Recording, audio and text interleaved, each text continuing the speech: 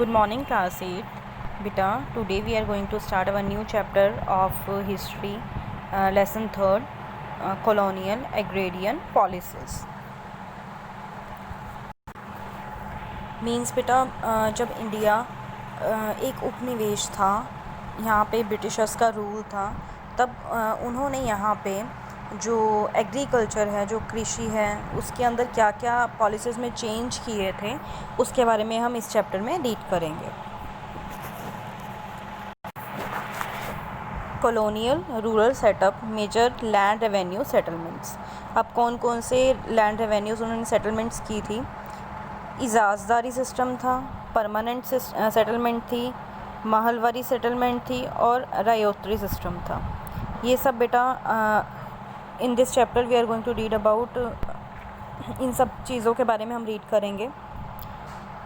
Commercialisation of agriculture, indigo cultivation, opium cultivation, nij system और ryotwari system, इन सब के बारे में हम रीड करेंगे. बेटा इन द लास्ट चैप्टर बेटा वी रीड दैट जो रेवेन्यू था वो ही मोस्ट इम्पोर्टेंट सोर्स था इनकम का कॉलोनियल गवर्नमेंट के लिए. और मतलब वो लैंड रेवेन्यू कलेक्ट करना पीजेंट से उनके लिए बहुत ज़रूरी था, क्योंकि उनका जो मेन सोर्स था इनकम का वही था, वो उसी से ही अपनी ज़रूरतें पूरी करते थे. Various land revenue systems came to be establish in different parts of the Indian subcontinent. बहुत सारे अलग अलग तरह के लैंड रेवेन्यू सिस्टम आए यहाँ पे इंडिया के अंदर. We will discuss these and their impact in this chapter. अब हम इसके बारे में और उसका इम्पैक्ट क्या हुआ लोगों के ऊपर, उसके बारे में रीड करेंगे. We will also see how commercial crops opium and indigo helped in British maintain a profitable balance of trade at the cost of impoverishment of the Indian peasantry. अब ये जो ओपियम और इंडिगो क्रॉप्स थी, opium होता है बेटा अफीम और इंडिगो होता है नील का पौधा. अब इन्होंने ब्रिटिशर्स का ट्रेड में कैसे हेल्प किया इन क्रॉप्स ने, इसके बारे में भी हम इस चैप्टर में रीड करेंगे. During the ancient and the medieval period बेटा जो फार्मर्स होते थे वो cultivated a piece of land, मतलब एक पीस लैंड का एक पीस को कल्टिवेट करते थे और उसको बहुत टाइम तक रखते थे, और उसका एक पोर्शन जो होता था वो टैक्स की फॉर्म में दे देते थे. और उनको रिटर्न में क्या मिलता था? Their right to hold and cultivate the piece of land remain intact. उनके पास जो लैंड था उसको कल्टिवेट करने का हक उन्हें मिल जाता था जब वो टैक्स दे देते थे. इसके अकॉर्डिंग अब जो 10 villages became self sufficient and could produce enough food crops. अब जो विलेजेस थे वो फिर सेल्फ डिपेंडेंट बन गए थे और जो लोग थे वो फूड क्रॉप्स ग्रो करने लग गए थे.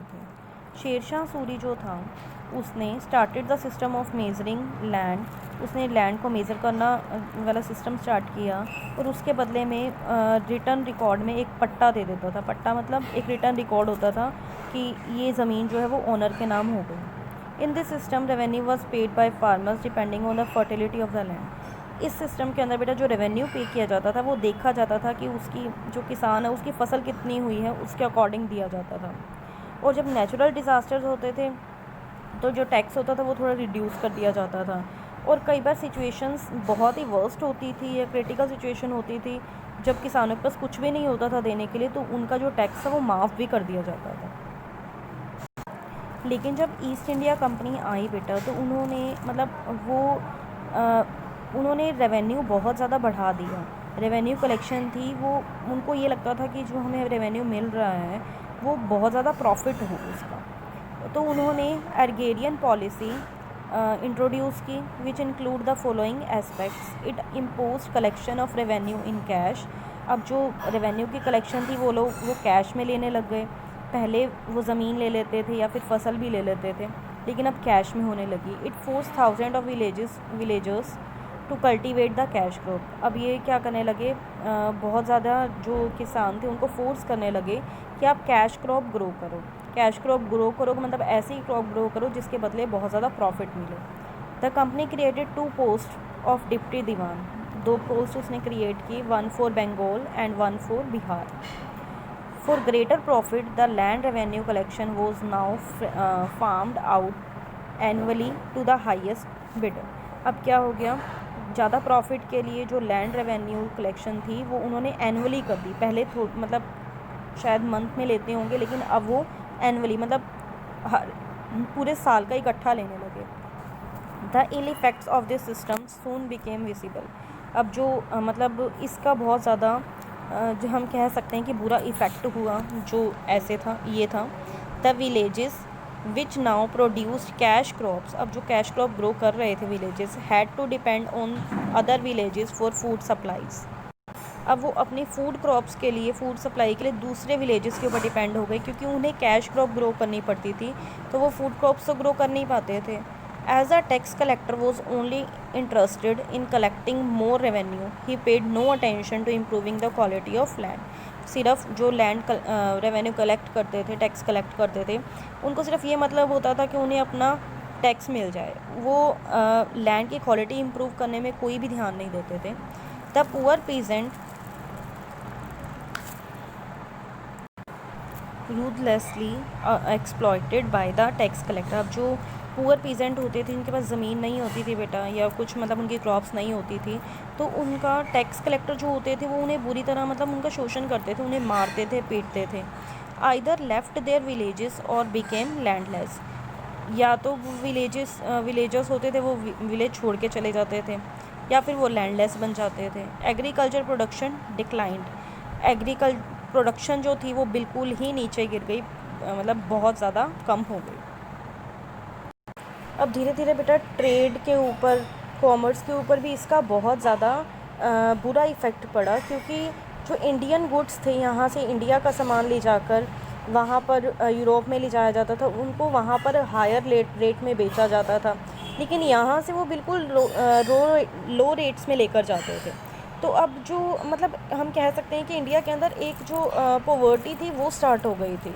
Indian weavers and artisans were compelled to work. अब जो वीवर्स थे, आर्टिसंस थे, उनको मजबूर किया जाता था कि वो बहुत ज़्यादा हार्श कंडीशंस के अंदर, बुरी कंडीशंस के अंदर वर्क करें, और उनकी जो स्किल्स थी उसको ख़राब किया जा रहा था। मतलब जो वो काम करते थे उसके बदले उनको कुछ भी नहीं दिया जाता था, और उनसे काम जो था वो डबल ट्रिपल लिया जाता था। Major land revenue settlements. The first reform introduced by the company came in the form of ijaradari system. सबसे पहले जो बेटा रिफॉर्म करना उन्होंने स्टार्ट किया, उसमें सबसे पहले सिस्टम चलाया इजाज़दारी सिस्टम जो था। It was followed by 3 land revenue arrangements introduced in the latter half of the 18th century up to the 19th century। इसके अंदर 3 लैंड रेवेन्यू अरेंजमेंट्स थे। These were the permanent settlements, the mahalwari settlements and the ryotwari settlements. ये 3 थे इसके अंदर। Ijaradari system. अब जो बेटा फर्स्ट गवर्नर जनरल था ईस्ट इंडिया कंपनी का, वॉरेन हेस्टिंग्स, उसने ये रियलाइज़ किया कि that income from land revenue collection, जो लैंड रेवेन्यू कलेक्शन से जो उनको इनकम आ रही है वो इनफ नहीं है। कंपनी के एक्सपेंसेस जो थे, जो खर्चे थे, उनको करने के लिए, पूरे करने के लिए वो सही कम थी। अब बेटा हेस्टिंग्स ने क्या किया, उसने एक सिस्टम इंट्रोड्यूस किया जिसके अंदर उसने जो ज़मीन थी उसकी बोली लगाना स्टार्ट कर दिया। मतलब Hastings introduced a system by which the right to revenue collection was given to the highest bidder for 5 years। अब उसने रेवेन्यू कलेक्शन का जो सिस्टम था वो क्या करते थे, वो बोली लगाते थे, जो सबसे ज़्यादा बोली लगाता था उसको 5 years के लिए दे दिया जाता था। This system came to be called ijaradari और रेवेन्यू फार्मिंग। इसको रेवेन्यू फार्मिंग बोलते थे या इजाज़दारी बोलते थे। Those who were given this right were known as ijaradars. और जिस पर्सन को ये दिया जाता था राइट करने रेवेन्यू कलेक्शन के लिए, उसको इजाज़दार्स बोला जाता था। हालांकि बेटा जो ये सिस्टम था ये बाद में फ़ेल हो गया, क्योंकि जो पर्सन था बिडिंग करने वाला had no link with the lands actual productivity. Land की एक्चुअल प्रोडक्टिविटी के साथ उसका कोई लिंक ही नहीं था। और जो मतलब ज़मीन के लिए जो उसको टैक्स वो लेता था उनसे, कई बार फसलें नहीं होती थी वो कम भी होता था टैक्स। तो अब वो मतलब पूरा ही नहीं कर पाता था कंपनी को देने के लिए, इसलिए बाद में ये जो था वो फेल हो गया system. Next is permanent settlement. Permanent settlement जो था बेटा वो 1793 में लॉर्ड कॉर्नवालिस ने इंट्रोड्यूस करवाया।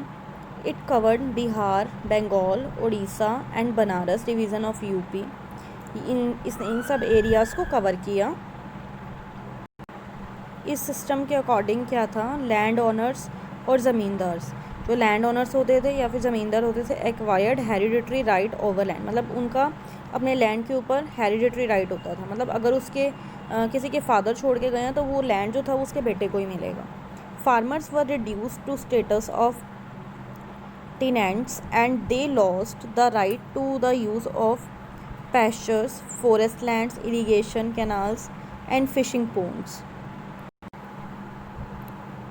अब जो बेटा फार्मर्स थे उनका जो स्टेटस था वो रिड्यूस हो गया और उन्होंने राइट खो दिया, मतलब उनका फॉरेस्ट लैंड पे, इरिगेशन कैनाल्स पे, मतलब फिशिंग पॉन्ड्स पे, किसी पे भी उनका हक नहीं रहा। Next is mahalwari system.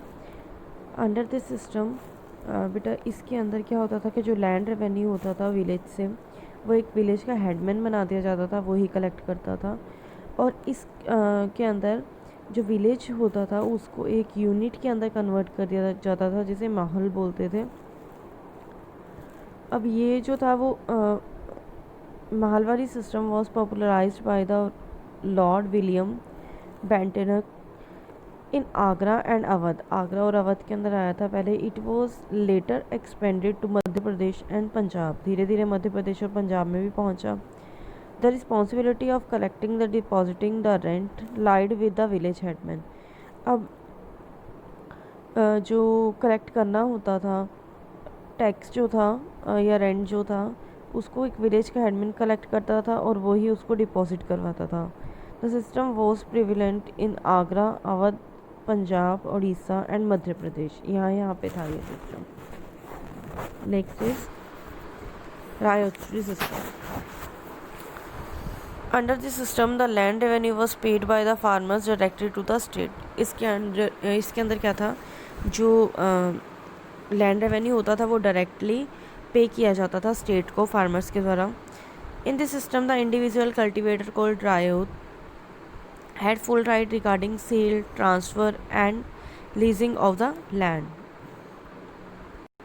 इसके अंदर बेटा जो कल्टीवेटर होता था उसको अपनी जो फसल है उसको सेल करने का, ट्रांसफ़र करने का पूरा पूरा हक होता था। The ryot could not be evicted from his land. उसको अपने लैंड से निकाला नहीं जा सकता था as long as he pays the rent. मतलब जैसे ही वो रेंट वगैरह पे कर देता था उसको अपनी ज़मीन से निकाला नहीं जा सकता था। The ryotwari system through appear satisfactory.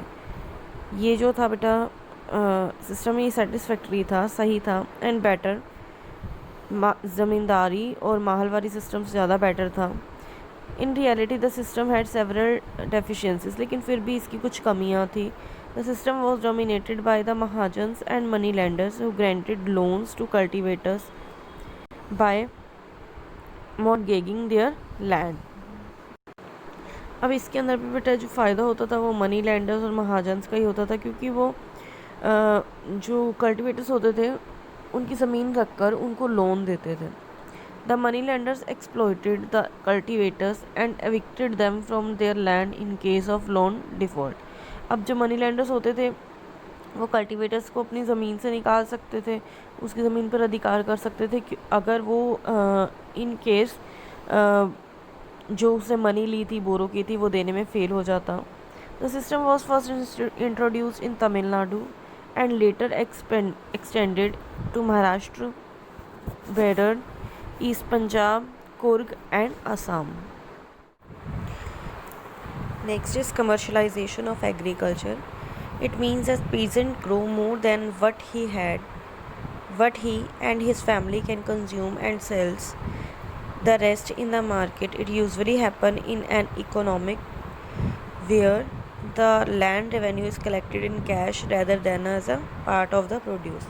अब बेटा ये जो था सिस्टम कमर्शलाइजेशन जो हुआ एग्रीकल्चर का, उसके अंदर बेटा क्या था कि एक जो किसान होता था उसको जितना चाहिए होता था अपनी फैमिली के लिए, वो उससे ज़्यादा ग्रो करता था, क्योंकि जो ये क्रॉप्स होती थी वो कैश क्रॉप्स होती थी और उसको मार्केट में सेल करने के लिए वो ग्रो करता था। In the rural areas the practice of forced cultivation of certain commercial crops और plantation crops began।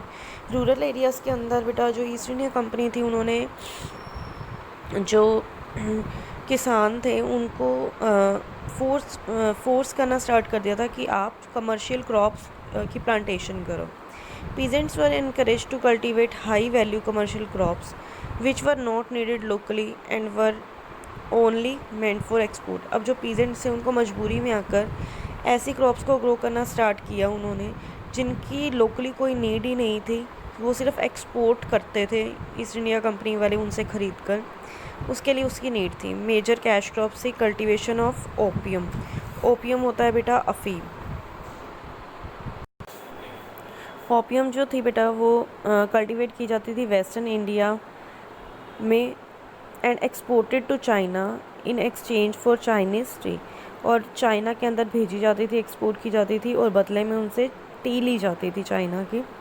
The British bought tea from China and had to pay for it in silver because the Chinese did not want western goods. अब जो बेटा British थे सबसे पहले India के अंदर वो चाइना से ही टी लेकर आए थे from China and had to pay for it in silver. Next is soon they came up with a very corrupt plan of producing opium in India and smuggling it into China। अब बेटा मतलब उनका जो plan था East India Company का वो ज़्यादा से ज़्यादा पैसा कमाना था, इसके लिए उन्होंने गलत तरीके से काम करना भी स्टार्ट कर दिया था। अब वो एक तरह से हम कह सकते हैं कि ओपियम जो था वो स्मगलिंग करने लग गए चाइना के अंदर। The British took up this completely illegal trade as it financed their tea trade. अब ये जो था, अब जिस तरीके से ये ट्रेड कर रहे थे, व्यापार करते, वो बिल्कुल ही इलीगल था। Next is cultivation of indigo. Indigo होता है बेटा नील का पौधा। Indigo was a major item of international trade from 16 to late 19 century. 16 से लेकर 19 सेंचुरी तक जो इंडिगो है वो एक मेजर आइटम थी इंटरनेशनली ट्रेड की। It was used by cloth manufacturers of dye cloths to dye cloths. अब ये जो था बेटा ये डाई करने के लिए यूज़ किया जाता था क्लॉथ को। Indian indigo was in great demand in Britain and other European countries. बहुत डिमांड थी इंडियन इंडिगो की ब्रिटेन के अंदर और यूरोप के अंदर। Due to increase in cotton production after the industrial revolution. जैसे जैसे कॉटन की प्रोडक्शन स्टार्ट हुई वैसे वैसे इसकी जो डिमांड थी वो बढ़ती गई। Another reason for Indigo could be produced in Bengal in large quantities because of the ample availability of the cheap labor. Beside the quality of Bengal indigo was excellent। बेटा जो इंडिगो था वो जो बंगाल था उसके अंदर अच्छी क्वांटिटी में हो सकता था क्योंकि वहाँ पे जो लेबर थी वो बहुत ज़्यादा सस्ती थी और जो क्वांटिटी थी जो क्वालिटी थी उसकी इंडिगो की वो बेस्ट थी बंगाल के अंदर। So the East India Company began to look for ways to bring large areas in Bengal under indigo cultivation। अभी ईस्ट इंडिया कंपनी क्या कर रही थी, वो ये देख रही थी कि वो कैसे बंगाल के अंदर इंडिगो की कल्टीवेशन स्टार्ट कर सकते हैं। There were two main system of indigo cultivation in India. दो तरह के सिस्टम थे इंडिगो कल्टीवेशन के, nij system and ryoti system. Next is indigo revolt और blue rebellion in Bengal in March 1859 with thousands of riots started a rebellion against indigo cultivation known as the Blue Rebellion or the Indigo Revolt। The riots, armed with spears, bows and arrows and swords, attacked the Indigo factories and planters. अब बेटा क्या हुआ, 1859 के अंदर मार्च के month में बहुत जो रायोट्स थे, मीन किसान जो थे,